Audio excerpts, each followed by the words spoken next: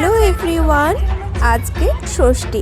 মায়ের অপরূপ রূপ দেখিয়ে আজকের ভিডিওটা শুরু করছি।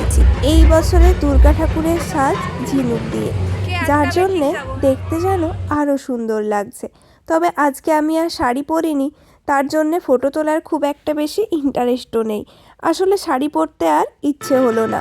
তবে পুজোর বাকি প্রত্যেকটা দিনই আমি মনের মতো করে সেজেছি আর শাড়ি পরেছি। শাড়ি আমার একটা খুব পছন্দের পোশাক বলতে পারেন, সব থেকে পছন্দের মধ্যেই পড়ে। তবে সব সময় পরতে ইচ্ছে করে না। আসলে শাড়ি পরা মানেই তো একটা বাড়তি ঝক্কি। পরেছে খুব একটা বেশি সামলাতে পারি তাও না। যেমন ধরুন, অন্য কোনো পোশাকে মানুষ যতটা কমফোর্টেবল থাকতে পারে, শাড়ি ততটা কমফোর্টেবল না। সব সময় হয় কাদা লেগে যাচ্ছে, না হলে আঁচল বড় হয়ে যাচ্ছে, না হলে এদিক ওদিক থেকে খুলে যাচ্ছে। সে এক বড় সমস্যার ব্যাপার। যাক, চলুন, কালকে আরও শাড়ি পরা যাবে। আজকে আর এইসব বলে নিজেকে সান্ত্বনা দিয়ে কি হবে। চলুন, দাঁড়িয়ে থাকতে থাকতে খিদে পেলেই এখান থেকে এগরোল কিনে খাওয়া যেন একটা অভ্যাসের মধ্যে দাঁড়িয়েছে। মেলার এই গরম গরম রোলের যে কি অপরূপ স্বাদ, তা না খেলে বুঝতে পারবেন না। যেমন গন্ধ তেমন স্বাদ। তবে রাস্তায় অবস্থা খুবই খারাপ, কাদায় যেন প্যাচ প্যাচ করছে পুরো রাস্তা, আসতেও যেন অসুবিধা। তবে এসে গেলে দেখলাম কালকে তো বেশ বালি দিয়েছে, তাই হয়তো কাদার পরিমাণ তুলনামূলক একটু কম। আজকে আরও কাদার কারণেই আমি শাড়িটা পরলাম না। তবে রোলটা খেতে যে কী ভালো লাগছে তার বলবার নয়। এই স্বাদ যেন মুখে লেগে আছে। চলুন, একটাই রোল নিয়েছিলাম আর তিনজনে মিলে ভাগ করে খাচ্ছি।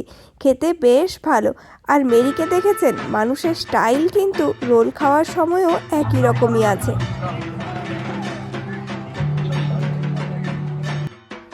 আমরা তো সবাই জানি যে প্রথমে বেলতলায় ঠাকুর আসে, যার জন্যে এই বেলতলাতেই পুজো হচ্ছিল। আর জেঠুর সাথে এবারে গিয়ে আর বাড়িতে দেখা হয়নি, তাই এখানেই দেখা হয়ে গেল। বেশ ভালো লাগলো। পুজো প্রায় শেষের পথেই।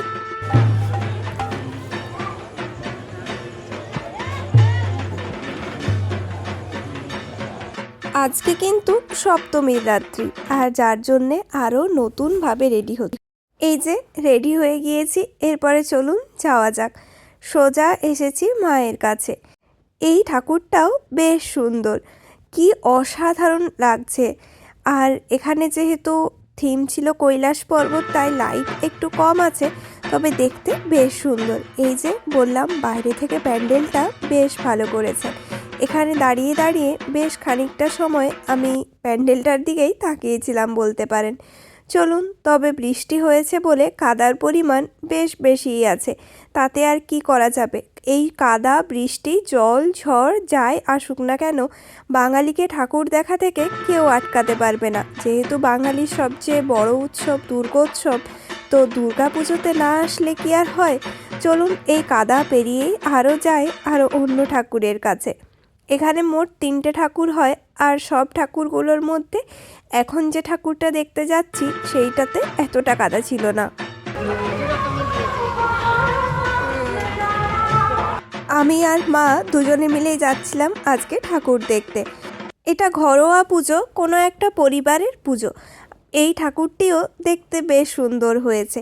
এরপরে চলুন দেখায় আপনাদেরকে এই গ্রামের পুজো। এই গ্রাম 16 আনার পুজোই আগে হতো, এখন এই সমস্ত থিমের পুজো শুরু হয়েছে।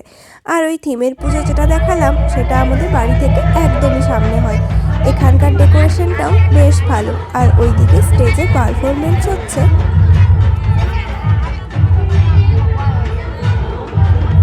রাস্তায় দাঁড়িয়ে থাকতে থাকতেই দেখি জিলিপি ভাজা হচ্ছে। আর পুজো মানেই তো মিষ্টি মুখ, খাওয়া দাওয়া, তাই এই জিলিপির দোকানটার সামনে এসে দাঁড়ালাম। বেশ ভালো লাগছে দেখতে। আসলে ওইখানে তো আর এই সব জিনিসপত্র একদমই দেখতে পাওয়া যায় না, তার জন্যে বেশ ভালো লাগে।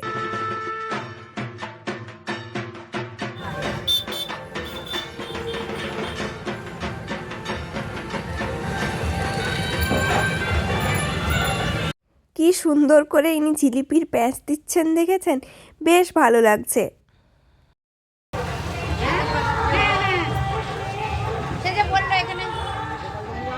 দাঁড়িয়ে থাকতে থাকতে বেশ অনেকগুলো জিলিপি ভাজাও হয়ে গেল। চলুন তাহলে এখান থেকে কিছু জিলিপি নিয়ে নিই আর তারপরে যাওয়া যাক। আজকে এখানে নিমন্ত্রণ আছে আমাদের একজনের বাড়িতে, তো সেখানেই খেতে যাব। তার জন্যে গাড়ির অপেক্ষা করছিলাম এই মিষ্টি দোকানে দাঁড়িয়ে দাঁড়িয়ে, তাই এতগুলো জিলিপি বানানো আপনাদেরকে দেখাতে পারলাম।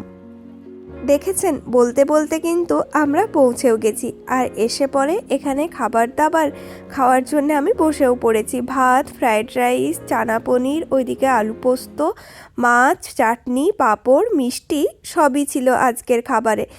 আর সাথে ছিল যে প্রসাদের পাঁঠার মাংস, ওই মাংসটা তো আমি খাই না, তাই আমি মাছ